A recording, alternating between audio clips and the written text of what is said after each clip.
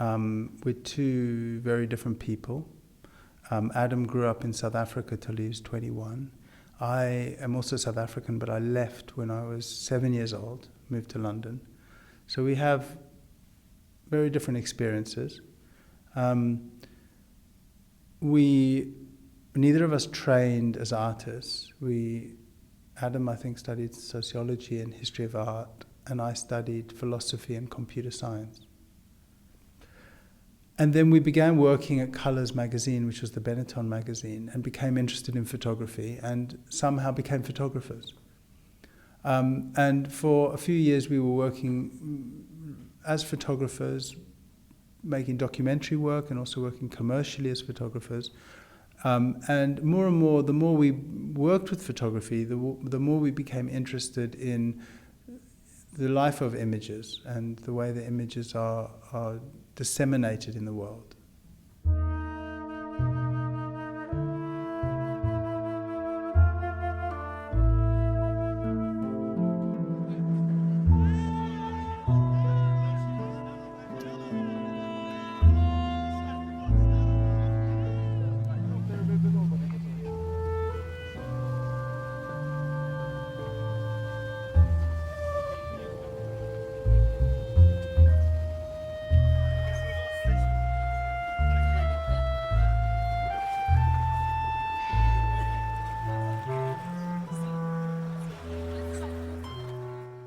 Being a white male South African, you grow up with issues.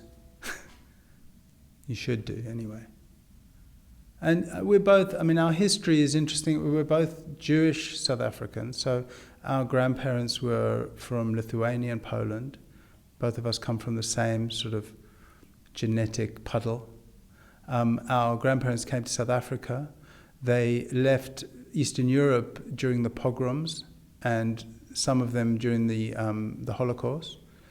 And they arrived in South Africa, and they were suddenly white people. They were white. They were not Jews anymore.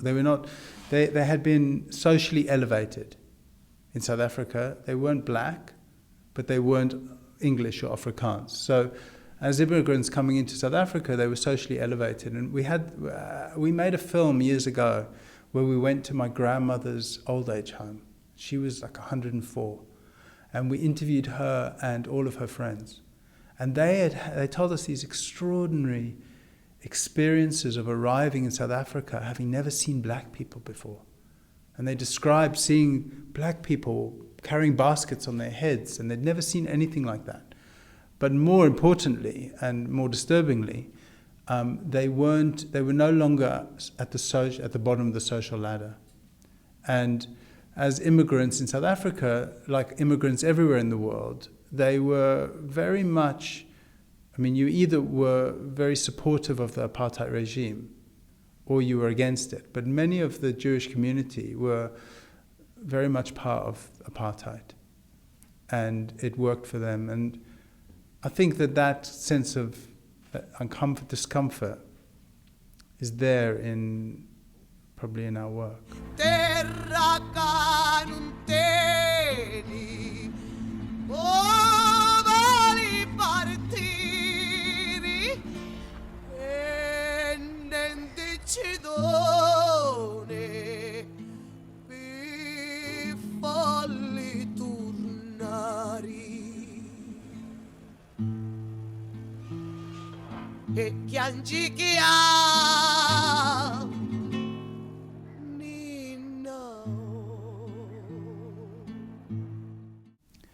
So Dodo is an installation that we're showing here in the museum. The two main elements are a huge cinematic screen on which we're showing a film. And the film is a series of clips that were never used in Catch-22, which was a film made by Mike Nichols, shot in 1969. And the film, which is based on the novel Catch-22, is set in Sicily, but it's shot in Mexico. And what Adam and I did was we went back to the place where it was shot. And the reason we went back there was we had learned that there was one of the aeroplanes that had been used in the film had been buried there. And we'd seen the film and we knew what the landscape looked like. It was this kind of open desert surrounded by this kind of these mountains that kind of spilled out over onto a pristine sandy beach. And if I was taken off combat duty, sir. We got in touch with Paramount Studios in LA and we said, where is all the footage that wasn't used in the film? And they were unable to locate any of it until after a year of persisting and trying, they got back in touch to say that they'd found this crate full of negatives. Unfortunately, we couldn't look at them because they needed to be scanned, and scanning them would have cost $500,000. So we didn't have $500,000. But what they did have was a list of the description of each clip, the continuity report, which described, this is a picture of the desert, or this is a picture of seagulls or the ocean. And we thought it would be brilliant to make a film, editing the material but never seeing it. So we edited the film based on these descriptions, editing out any of the actors or any of the narrative of the film, and only including images of the landscape. That was our conceptual sort of our input. They went away, they took this list, they scanned just the things we had ticked, they spliced them together and sent it to the museum, and it was shown before we had even seen it. So that is a kind of cinematic act of archaeology. But at the same time, we did a real archaeological dig. We went to Mexico, we went there with a group of archaeologists from Mexico City, and we went to look for the aeroplane that had crashed, and our plan was to dig it up. We had a fantasy that we would find the tip of the wing, and we would, with a brush, we would brush away a bit of metal, and there would be a bit more, and we'd brush it away, and eventually out of the sand would emerge this exquisite, 1950s B-25 bomber. Sorry, 1930s. That didn't happen. That was a fantasy. We didn't find an intact aeroplane anywhere. What we found was just an empty and desolate landscape that had been totally destroyed, and thousands of fragments, tiny fragments, I'm talking like minute fragments, of things that were from this aeroplane, but may have been from other aeroplanes, and may even not have been from any aeroplanes, so it was hard to tell. But we treated everything with the same archaeological rigor, finding things, bagging them, photographing them, documenting where they had been found, working very closely with the archaeologists, using their methodology to uncover this remnants of this aeroplane. It's not a photograph, it's an idea. And part of that idea is taking all of the elements that make up a reportage image of conflict, but extracting any figurative information. Yeah, so it's made in a war zone. It's produced in a place that's dangerous. It's made by a witness who survives and goes home, hopefully. But it doesn't show you anything. It's non-figurative. It's interesting we're talking about the day nobody died here in Amsterdam, because this is where the idea actually originated. We were invited to be on the jury of the World Press Photo Awards.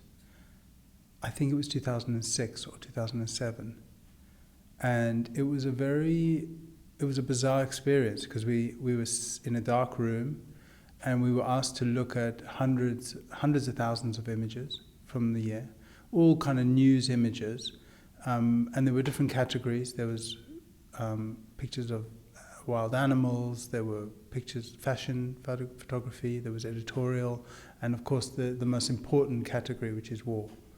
And the winner that year of the winner of the prize was given to Tim Hetherington for a picture that he took in Afghanistan of a very tired-looking soldier.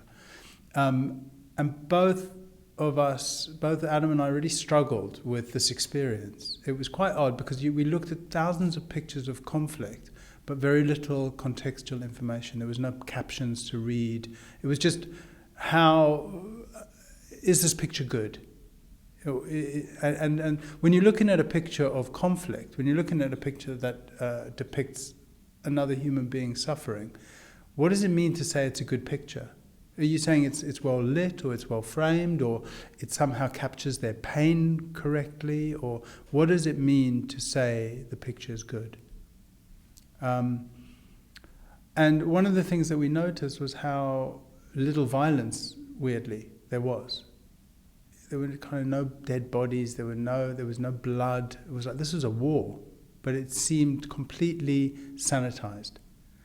And the reason for that was that by this point, most of the images produced in Afghanistan during the war and in Iraq were produced by journalists who were embedded with the British Army and the American Army.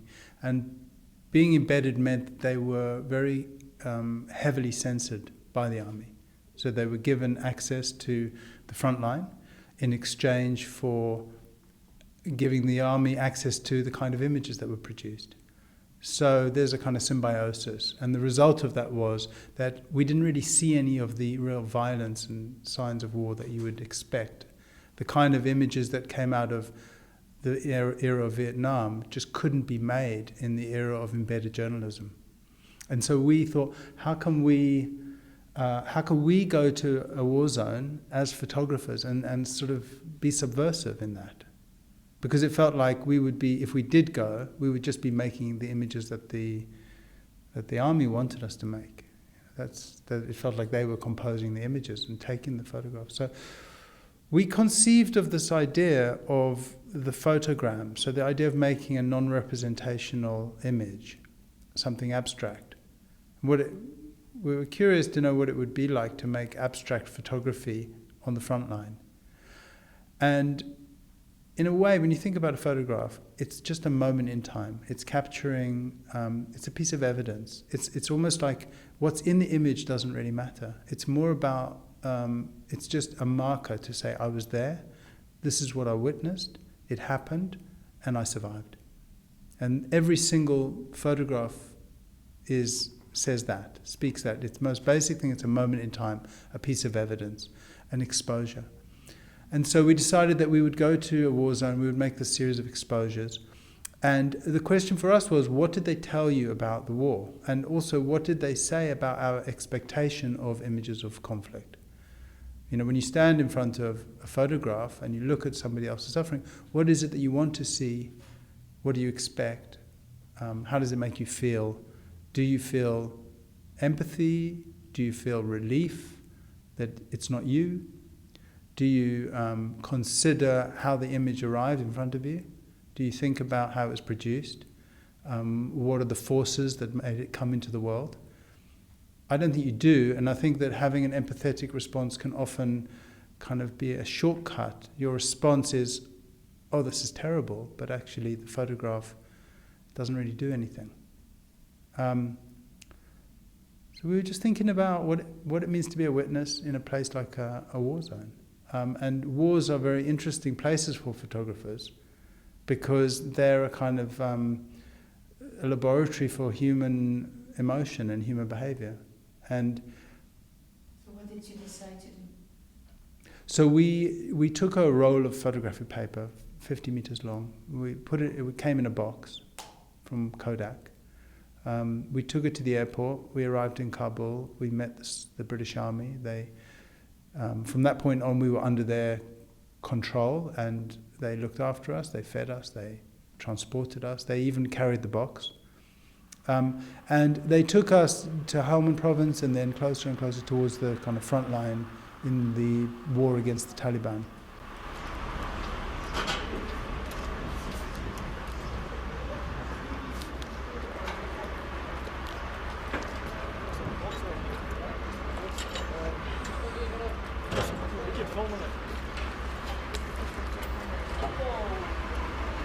Yeah. Have I got everything for them?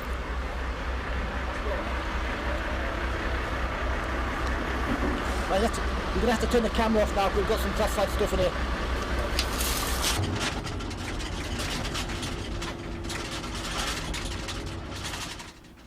And we didn't want to make any photographs And instead what we did was, when in a moment that we would ordinarily be expected to take a photograph, we unrolled this paper. We never unrolled it, in fact. What we did was we held it rolled up and we opened the doors. It wasn't safe to start unrolling sheets of paper in the middle of a war. What we did was we kept it rolled up in 6-meter lengths and we opened the doors. What we did was we took one of the vehicles that the British Army used. It's called a snatch vehicle. And we turned it into a darkroom, essentially. When the doors were closed, there were these 2 windows, and we were able to close the windows so there was no light. And in the darkness, we unrolled the paper. And then we opened the doors, a bit like a shutter of a camera. We opened the doors, exposed the paper, and then closed it. So we turned the vehicle. And the vehicles themselves were these jeeps that the British Army had developed for Northern Ireland. But they weren't very good at dealing with IEDs. So if you drove, an IED is these bombs that are buried in the road. And so we did all these tours through the desert in these jeeps. And all of the other soldiers were terrified. We were terrified. Because if you hit an IED, you lose your leg or maybe die. And it was terrifying to see these young soldiers, first of all, looking so passive. It's not the image of a soldier that you see in Hollywood. It's not some active, engaged, powerful figure. It's somebody incredibly passive, stuck in the back of a vehicle, terrified that they're going to lose a limb. And many of these young soldiers were taking tourniquets. It's a piece of rope. And they would tie it around their limbs and hold it tight. Because if they did hit a bomb, you pull the string to keep it tight so you don't bleed to death. So these boys were holding these tourniquets on their limbs while traveling through the desert. Yeah. And you? And we didn't do that, but we were very scared. Why did you do it? If you were so scared, why did Because you do it? danger was part of it. It had to be dangerous. Otherwise it would be meaningless.